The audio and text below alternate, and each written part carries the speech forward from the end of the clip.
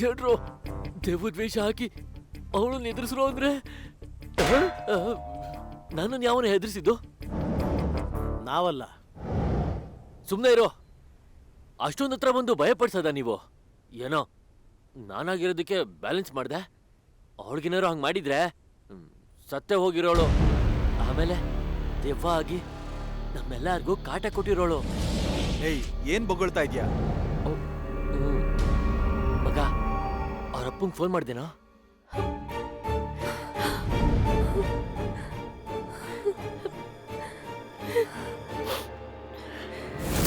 Switch off ಅಂತ ಬರ್ತಿದೆ.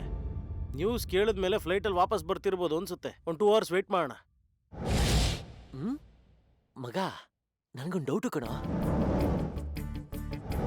ಆ ಹುಡುಗಿನ ಎತ್ತಾಕೊಂಬಂದಿದೀವಿ, ಜಗಳ ಆಡ್ತಾ ಇಲ್ಲ, ನಮ್ಮನ್ ಬೈತಾ ಇಲ್ಲ, ಯಾಕೆ ಸೈಲೆಂಟ್ ಆಗಿದ್ದಾಳೆ? ಅದ್ ನಮ್ಗ್ ಒಳ್ಳೇದೆ ತಾನೇ. ನೀನ್ ಸುಮ್ನಿರು. ನಿನಗ್ಯಾಕೆ ಕುರಿತಾ ಇದೆ? ಮತ್ತ ನಮ್ 3 ಜನನು ಪಕ್ಕಕ್ಕಿಟ್ಟು ನೀನ್ ಮಾತ್ರ ಎಂಜಾಯ್ ಮಾಡ್ತಿದ್ಯಾ?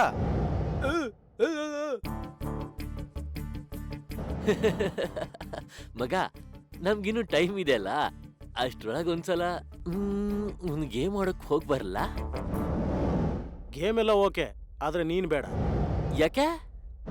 ನೀನ್ ಆಲ್ರೆಡಿ ಬ್ಯಾಟಿಂಗ್ ಮಾಡ್ತೀಯಲ್ಲ, ಹೋಗಿ ಬಾಯಿ ಮುಚ್ಕೊಂಡು ಕೂತ್ಕೋ ಒಂದ್ ಕಡೆ. ನಮ್ 3 ಮ್ಯಾಚು.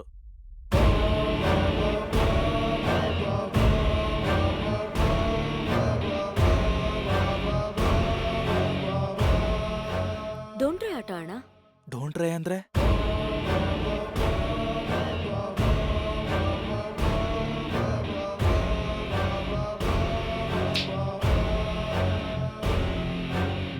ಇದೇನಿದು, ಎಲೆಗಳನ್ನೆಲ್ಲ ಎತ್ಕೊಂಡ್ಬರ್ತಾ ಇದ್ದಾಳೆ.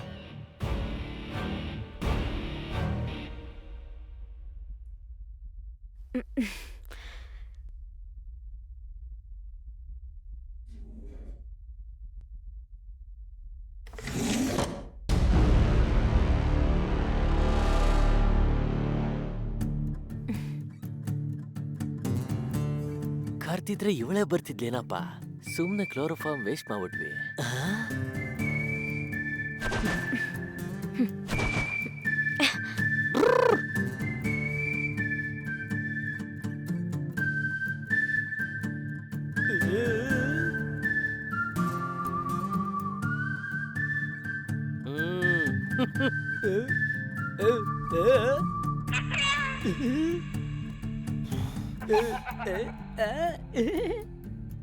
ಉಜ್ಜಿ ಸಾಕು, ಆ ಚೆರಿನ್ ತಗಿ.